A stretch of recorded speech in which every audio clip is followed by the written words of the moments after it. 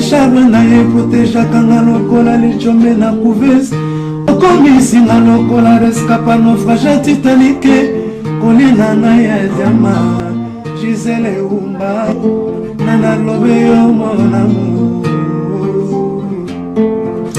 téléfortifia de mon corps en cas de rechute alingaka na bondelaka elokola bebe ya moi ekila monena pesaki nganguni ya suwa ye te o paske nzoto na ye petepete lokola na malemba kolina na ya diama Gisele Umba nana trouble yo mon amour. Merci Gisele Umba diamant noir. Peuple congolais de partout diamant noir sur le moniteur hier et si car on a ce que mama malamu les notes ont hommage à juge Nabiso biso no solelaki juge Yani tozana papicho tozali pena président ya fondation Bosalis RDC donc eza pona moi nyonso ya Congo awa ndenge eza boye tozana parti mon côté tozali ba congolais nyonso tout oyo balingaki mboko balingaka mboka na bango et puis tolingaka ba juge Nabiso tolingi justice ezala toujours indépendante yango bomoni tozali awa pona juge Nabiso honneur pana ye to banda to bani na présidente hein? Bonjour président. Bonjour.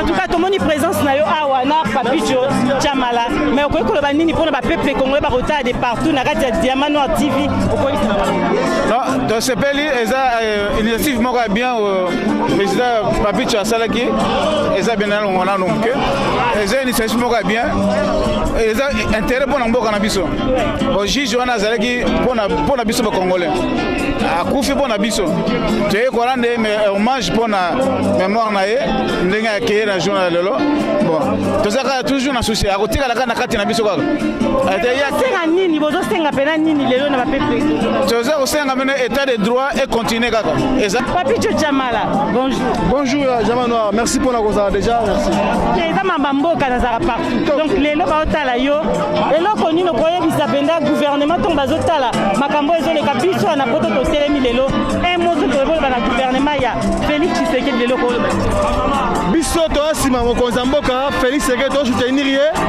lelo pesalemi kela juge Yani oyo azali symbole ya début ya état de droit na Congo akufi na ba circonstances moko suspect donc biso ba congolais eza ndeko na biso tolingi ke to soutenir ba juge babanga te to sima na bango de ko rendre ye hommage lelo pe ko soutenir président de la République ke makambo ke de liboso état de droit yango to awa pona poni trocadéro parce que ezali parmi les droits de l'homme liberté d'expression liberté d'engagement sans couleur de peau sans tribalisme sans donc notre ici les droits c'est ici donc nous sommes ici pour manifester nous voulons vraiment une justice indépendante sans distinction une justice pour tout le monde justice pas pour cela pour les faibles même pour les forts on a vu avec Kamere qui se croyait fort aujourd'hui il est dans la prison donc nous soutenons le président nous soutenons tous ceux qui sont là qui veulent que le Congo soit fort réellement fort. Là, nous sommes là pour que nous soutenons vraiment que le Congo soit fort. Merci. Merci, Nayo. Président, pour tout ça, Nayo. Tout Nayo, quand même, bande de Bolimbisa, pour la relation, on a toute la question. Pour tout Nayo, les lois, on a mouké car la loi ya Minaku, au Golo Bali. La loi, on a ezali. Il y a à tout le monde congolais. La loi, on a à tout le monde congolais. Il y a une manifestation sur la mission de ce que la population a beau yango, c'est-à-dire que boy et au Giro Salam a besoin.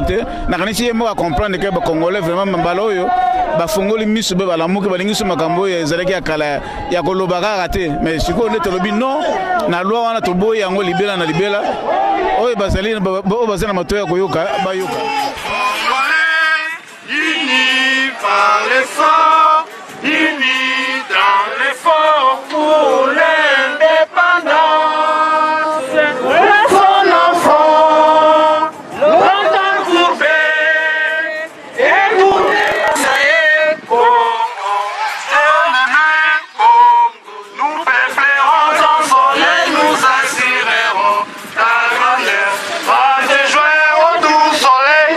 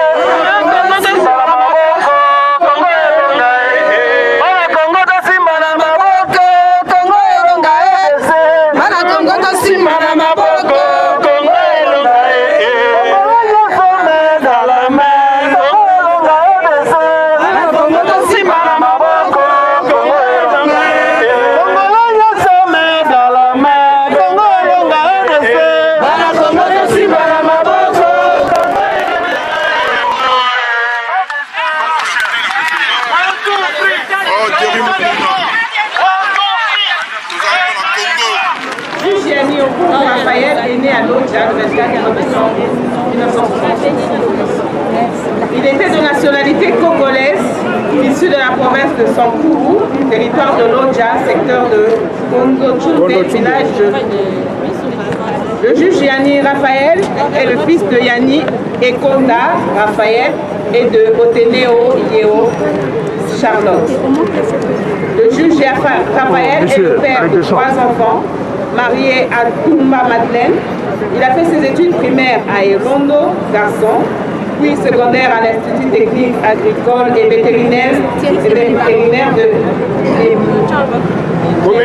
Medjati. Il est licencié en droit privé et judiciaire de l'université de Lubumbashi. Dans sa carrière professionnelle, le juge Yanni fut substitut du procureur de la République, près du parquet de grandes instances des Bas-Fleurs Tchéla de 2000 à 2003. Il fut juge d'instance au tribunal des grandes instances à Bunia, Ituri de 2003 à 2009. Enfin, juge d'instance au tribunal des grandes instances de Kinshasa à Gombe de 2009 jusqu'à 5 ans. Voilà. Merci, merci, merci. Applaudissez très fort pour notre compatriote. Nous allons maintenant appeler la famille de juge Yanni. Bonjour. Awa toyeko mémoire ya nani ya grand frère na biso, cousin na biso, ndeko na biso nyonso, mais c'est juge Yanni oyo atikaki biso le 23 la Congo. C'était lundi. De Akufaki. Oui, je t'appelle parce que j'appelle. Pour rendre mémoire naïe, c'est quand tu es à Paris, pour célébrer en haut, pour rendre hommage à M. Juge Yanni. Donc, on sait la peuple congolais, que non, tout senga état de droit dans le Congo.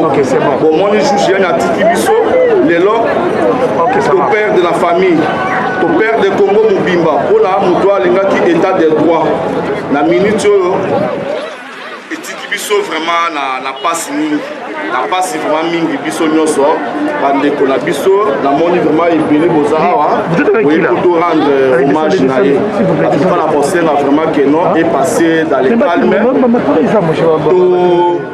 tout ça là eloko ni boye pour toute sa nation que non justice na ye esalama kolanda te ke non bato bazwa kokosa biso ke non akufaki boye bao baye koloba ke non asalaki boye eloko wana tolingi yango te tolingi te état de droit esalama autopsie ekende na ndenge moko ya voi ya bosembo na yango maloba nazalaki nango akoyebisa bino yango napesi message na cousin mosusu faible congolais napesi bino mbote mingi nazoloba na kombo ya famille Juge Yanni nga naza cousin na ye na kombo ya famille nazosenga boye famille mobimba basengi justice vérité elobama ebima vérité elobama na autopsie ya ndeko na biso oyo akufi bato nyonso bayebi ke ndeko na biso akufi na poison mais lelo oyo bakomi koloba ke no akufi na poison te boye na boye yango merci mingi yango nde biso famille totelemi tolobi ke tosengi congolais esika nyonso azali tosenga justice tosenga vérité na autopsie ya ndeko na biso juge Raphaël Yanni ovungu oyo akufi na champ de bataille.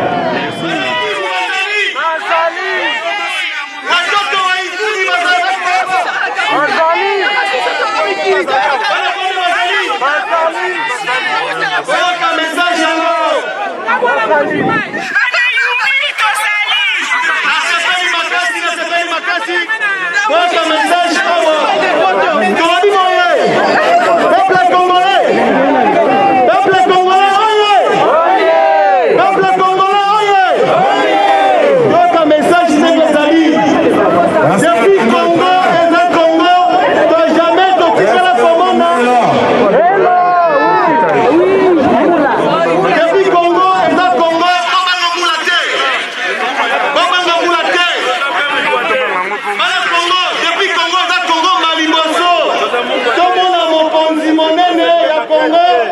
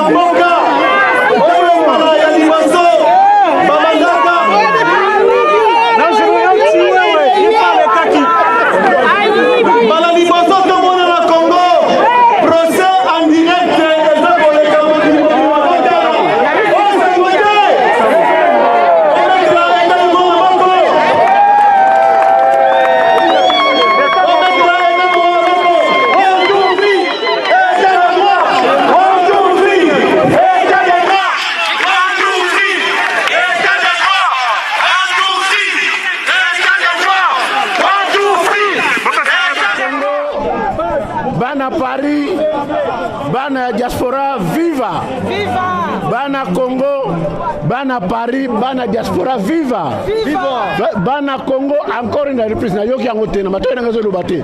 Bana Congo, Bana Diaspora, Bana Paris, viva! Viva! Viva! Viva! Viva! Bana IDPS, viva! Viva! Bana IDPS, viva! Viva! Bande konanga, bosibo yoki mwa mingi. Bos limi sangana ndenge na ye mwa retard. Na sali mabe, na ndimi mabe nanga wana. Na ndimi pe rigueur na bino. Na ye retard. Mais liboso nanga bandeko bazalaki ba lobby pe boyoki. Nous sommes plus au moment ya kolela.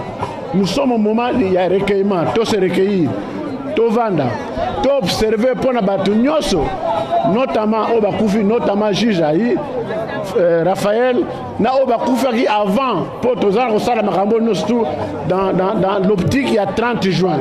La date vous la savez bien. Pourquoi date on a prise en compte par la Bissou.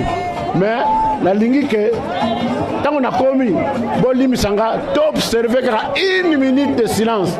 Pour na batino so baso ba sala jango bien sina zala kité la lingi observer to observer on pona ngaité mais pour na Congo pour na bino surtout s'il vous plaît une minute de silence.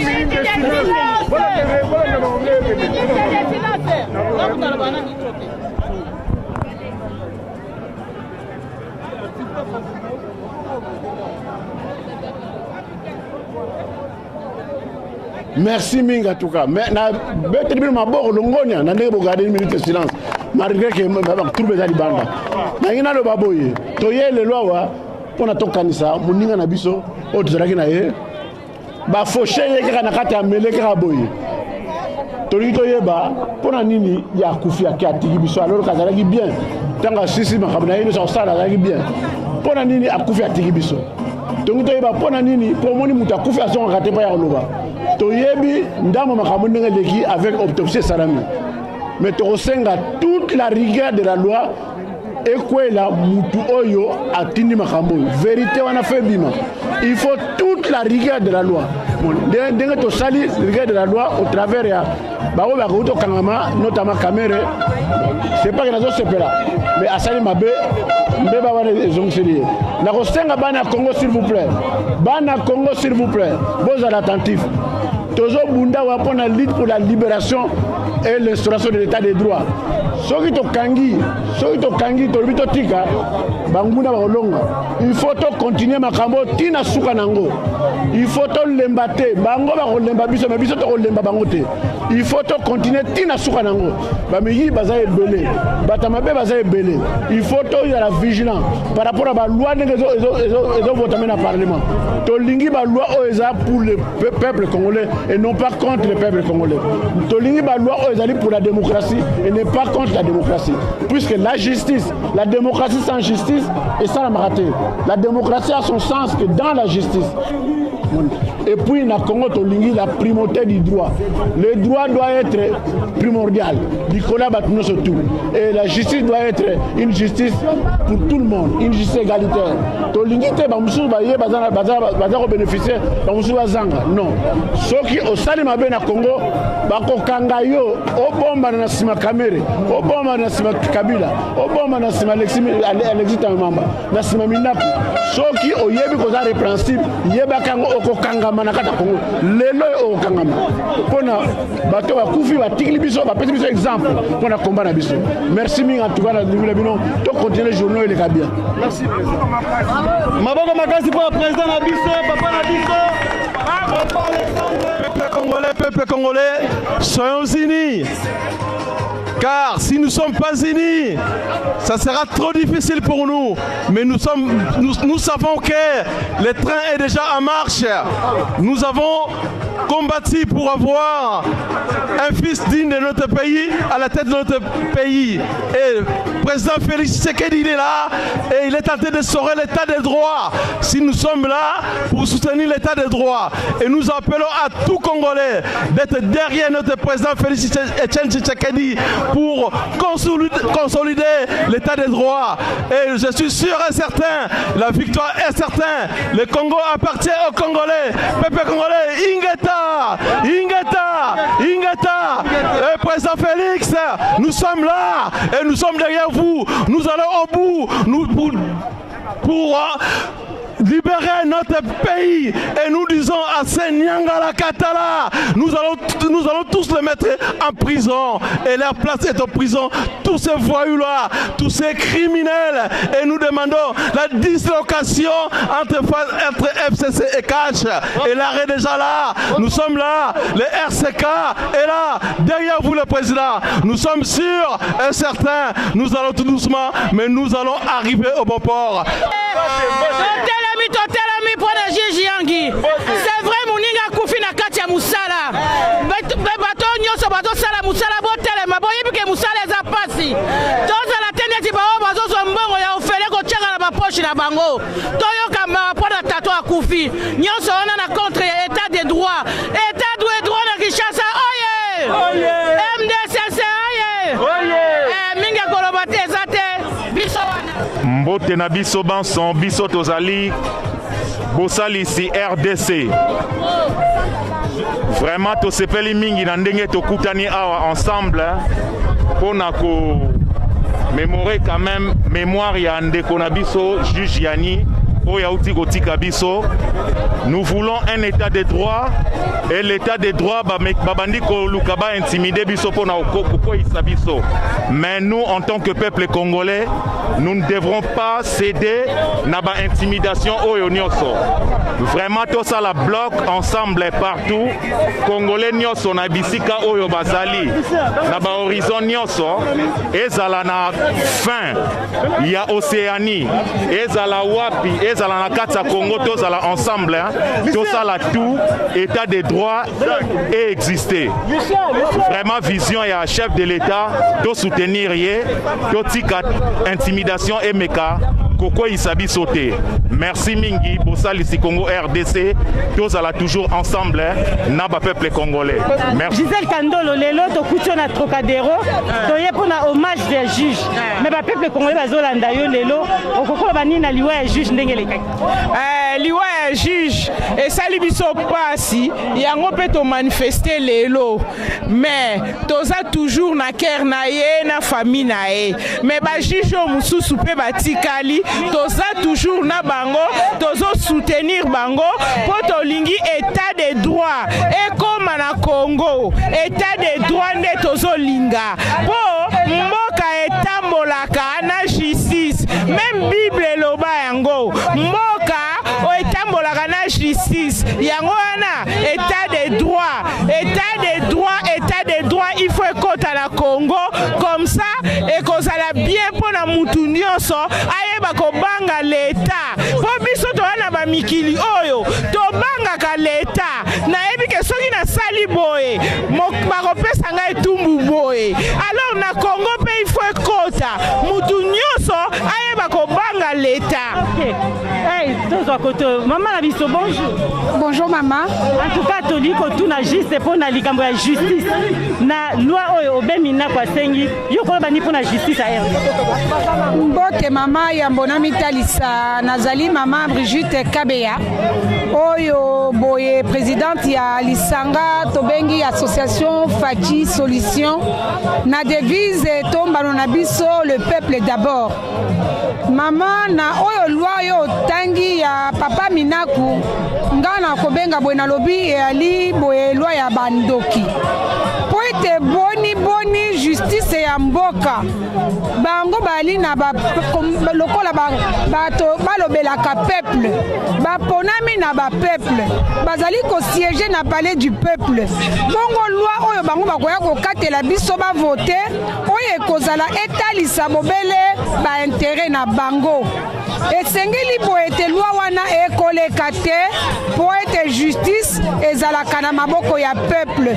Justice ezali oyo ekotombolaka mboka, justice ekoki kozala boye te po ete elongisa bato songolo na kotala te justice outa banda kala boni loi wana wana ebimaki te ebimi na lombango boye etalisi te bango bamoni nzela ya makala eyali nzela eyali kopesa bango pasi mpe kobanga yango babimisi lwa oyo kasi biso tolobi batala mbano oyo bakateli papa Kamere naye komanifeste douleur na ngai mpo na liwa ya juge oyo akufi mpo na état de droit yango toye kosoutenir bajuge nyonso toye kosoutenir état de droit minako alala minako penza alala pongi ya babebe oyo eza ta na ye te ezali nde ta ya Fwachi ezali ta ya bajuge ezali ta ya état de droit tokotika eloko moko te bango place na bango ezali na makala il faut balanda kaka Kamere na makala. Président Alexandre biso pena tosepeli komona yo parce que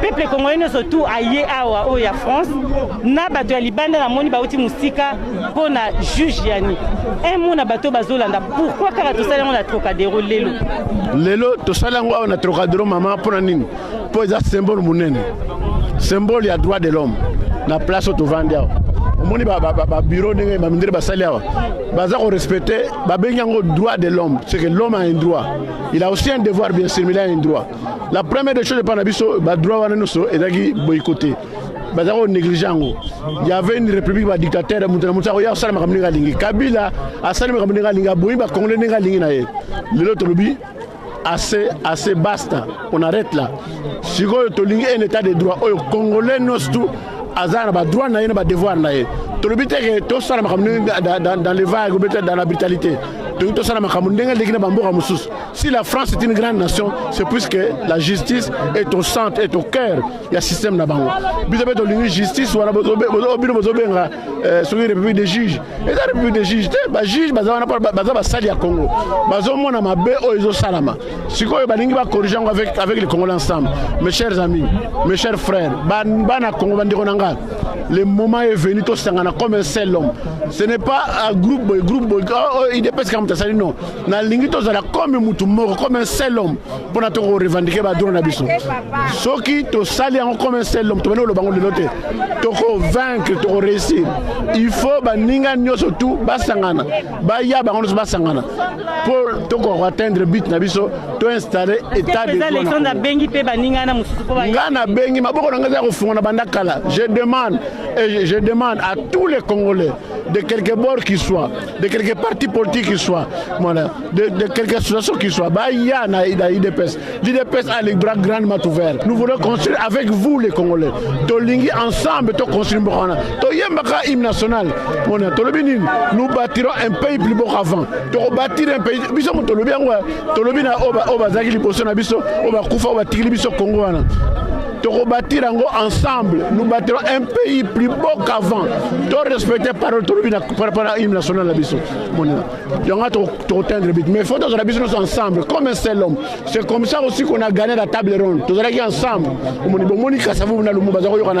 Mais tant que comme nous Congo, Kasavu a le ce que le Mumba était, ma partie Moussou a le Mumba Yaki, pour tous ensemble. Ensemble, nous sommes plus forts que jamais. C'est pour la première fois qu'un président a écouté état de droit na Congo. Bandal solidarité to yé pour papa juge ndenga kufi atiki bana na yeto yeko soutenir état de droit et vanda na kati ya mboka. On mangala terrain moza glissant.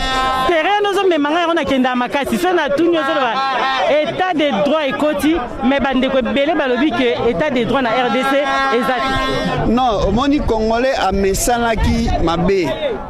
Ba memaki congolais na niveau moko tellement passé les kaki congolais bosanaki état de droit. Tango état de droit et comme kokota congolais azana nuka na pongi azomona ka ndeti état de droit na ne quotidien non état de droit yango e comme kokota yango na toza ko benga tous les congolais baya tocha yango to pikango na mabele. La justice c'est le socle du développement. S'il n'y a pas la justice, il n'y aura aucun développement. Certes, ça fait très mal. Ça fait très mal de voir le juge, un juge comme à la personne de juge Yanni mourir comme ça. Nous savons très bien qu'il y a des choses qui sont détachées derrière. Nous soutenons effectivement la procédure de la société civile de puiser encore plus loin pour savoir le responsable de la mort ou de l'assassinat de Juge Yani. Courage à sa famille, courage au président de la République qui a aidé les juges à reprendre leur autonomie, leur responsabilité. Donc il a mis les juges face à leurs responsabilités sans partialité. Pour moi, c'est quelque chose de très grave. L'assassinat d'un magistrat est quelque chose comme une bombe. En Italie, ça fait presque une révolution dans les institutions. Et au Congo, pour la première fois, au cours d'un dossier, au cours d'une audience, un magistrat a été assassiné. Lui qui était le président. C'est très très grave. C'est empêcher la justice d'aboutir là où elle voulait aller. Le dossier était sérieux. Contrairement à ce qu'au dit un avocat français qui a fait une requête pour Cameroun pour arrestation arbitraire. Il est vrai que le ridicule ne tue pas. Mais nous devons nous battre et appuyer, soutenir le président de la République, Fachi, parce que sans état de droit, sans justice, il n'y a pas d'état de droit. Et sans état de droit, le peuple ne peut pas avancer, ne peut pas avoir les conditions drastiques améliorées de sa vie. Il faut savoir dans quelles conditions ce peuple vit depuis presque 60 ans de son indépendance. Le président Fachi est un homme pragmatique. C'est très important à savoir. C'est quelqu'un qui est pragmatique. Ça veut dire non pas qu'il est mou, c'est quelqu'un qui réfléchit et qui agit quand on n'attend pas. Et pour moi, il fait exactement la démarche qu'il fallait pour mettre en place l'état de droit. Notamment en coupant sec ce qu'il a fait avant-hier, en quittant le Conseil des ministres. Non pas parce qu'il avait une réunion avec les chefs d'État africains en vidéo, en télétravail, mais non, c'était un prétexte. On sait très bien qu'il a voulu marquer le coup vis-à-vis du Premier ministre et vis-à-vis aussi du sénateur à vie Kabila, qu'il faut qu'il sache Kabila où il s'afferme, il s'écrase ou il dégage. Le peuple congolais partout dans le monde entier, le lot toyeko rendre juge Yani hommage dans la place de Trocadéro, oyo akufeli état de droit, aza martyr ya état de droit. Oyo Congolais alelaki yango pendant 32 ans Mobutu, pendant 18 ans Mobutu ozwi yango te, mais eye na nzela ya mwana bilaka oyo bantivalere babundisi na ndenge nyonso ba combattant ba résistant tout, mais lelo oyo pouvoir eza na maboko mwana mboka. Juge Nyani akufi la tête sur les épaules. Yango epesa exemple na ba juge batikali. Epesi 20 ans na Cameroun. Justice ezali indépendante. Oyo Etienne Tshisekedi alobaki, le jour où le peuple sortiront dans la rue sans mot d'ordre, c'est le commencement de l'état de droit. Bonjour maman. En tout cas, c'est un moment na yo mais la circonstance moko ya pasi awa lelo. Parce ba mine ba Congolais ba otala yo et moko na juge Yani. On a juge Yani mawa. Donc dimaite ke lelo to yawa poto ya kolela ye puisque to mona ki ne bande to kanta to kosuka na ye to kosuka na ye procès. Malheureusement liwa juillet yango na to décider liwa na école ka inaperçu te. Photo marquer moi journée oyo pona ko rendre hommage. Donc biso ngai trésorière ba maman Fachi solution originale. Donc association Fachi solution originale yango na to ye to apporter pe moi aide ba masque au félé, ba maille au félé, ba sandwich au félé. Pour mingi bazali a bitu ba uti misale ba kenda kute ba yemba la mokwa. Tout gratuit, ba masque ba gel tout. Nyonso naka pona ko marquer journée ya hommage. Solution na bino to tout na solution na bino. Et là on y besoin apporter na bato bazana. Biso to si to komi na presque 5e action na biso. Biso tozali wana pona ko apporter solution. Tozo lutter d'abord contre la pauvreté. Tozo venir na aide na ba les plus démunis d'où qu'ils viennent ou qu'ils soient. Donc quand kuna tata awa to sala action hein. En tout cas quand on a action on a diamant. Oui mais action, totalaki action na début à confinement. Tolia ici 250 familles. Na Kitekmos, na Badiading, na Mokali, na Kingabwa pe na Ipen. 50 familles dans chaque commune. Donc tosali quand on a pendant le confinement, tosali opération 77. 3 hôtels sociaux na 77 na maison de retraite moko. Ba maman Fati solution. Et quand la période de confinement, tosali action na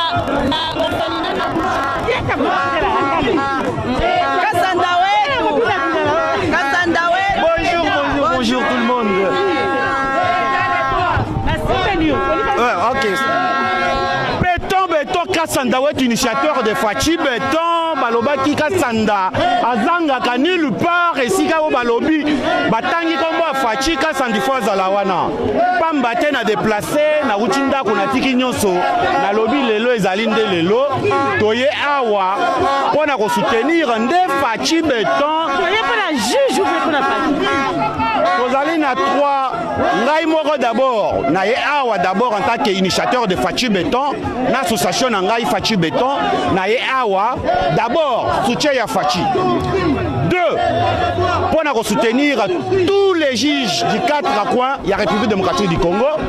3 pour rendre un dernier hommage na juge Yann potoyeba juge Yann akufaki nini et le ronine ça et bomaki juge Yann parce que bisonyo sto banda Holanda ye na procès otozo benga procès otozo benga procès comment dirais-je otozo benga procès de 100 jours to monaki bisonyo sto Holanda ki ye ndenge abandai ko sambisa mutu moko te ozali contre juge wana ala quitté bisonyo sozaki pour juge Yann.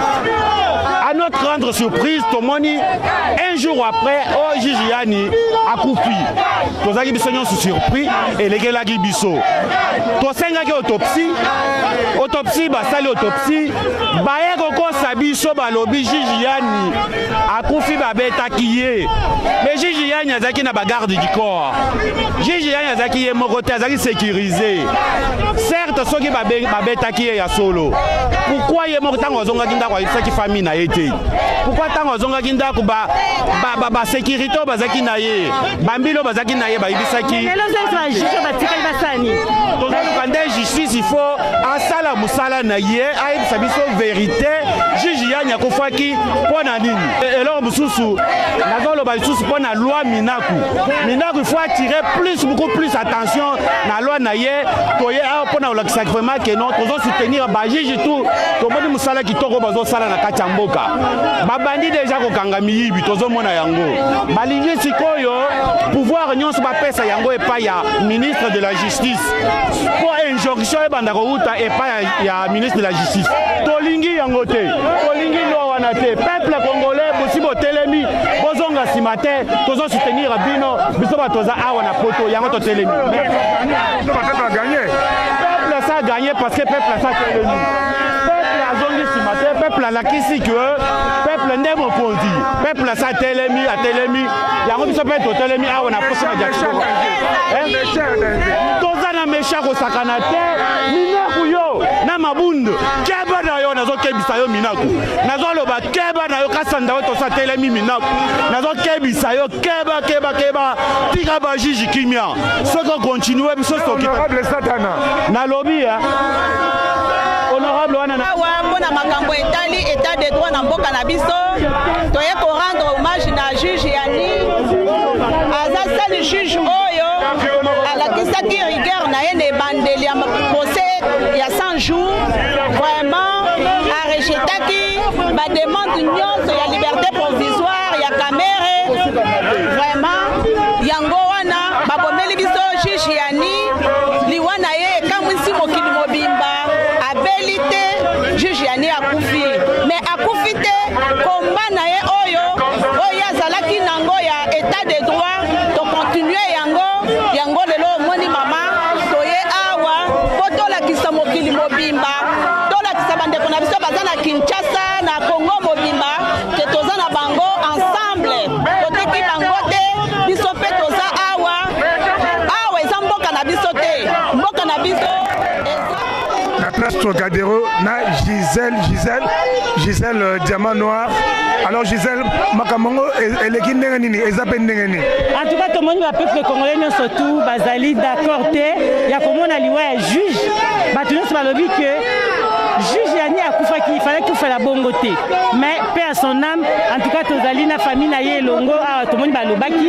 Et puis, peuple nous a aligné Mboka, na yaki quand même, pour rendre hommage et pas y a juge Yanni, donc l'équipe malade. Maintenant, par rapport à l'œil du journaliste, qu'est-ce que toi tu penses de cette manifestation d'aujourd'hui? Est-ce que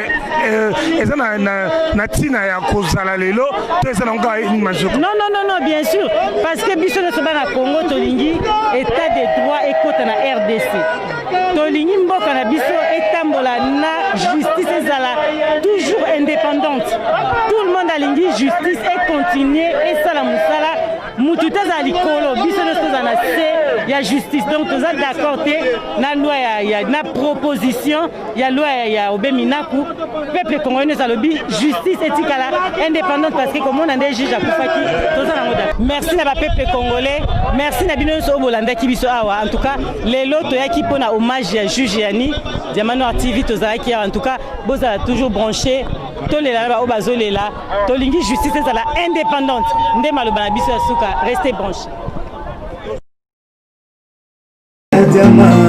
Gisèle Oumba, Gisèle Oumba, Colina Naya Diama, Gisèle Oumba, Nana troublé au mon amour. Merci. Gisèle Oumba, Diama.